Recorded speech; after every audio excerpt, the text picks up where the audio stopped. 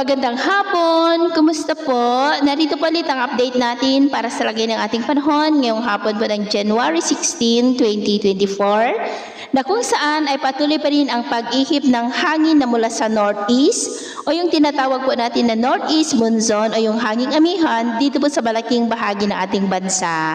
At sa ating long-range forecast, consistent pa rin na walang banta ng bagyo dito sa ating bansa for the next 5 to 7 days.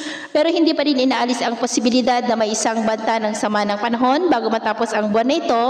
Ayon rin po yan sa ipinalabas ng Pag-asa na tropical cyclone threat potential for the next 2 weeks.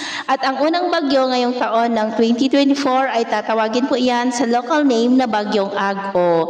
At sa lagay ng ating panahon, ngayong hapon ay maayos pa rin ang panahon sa malaking bahagi ng ating bansa.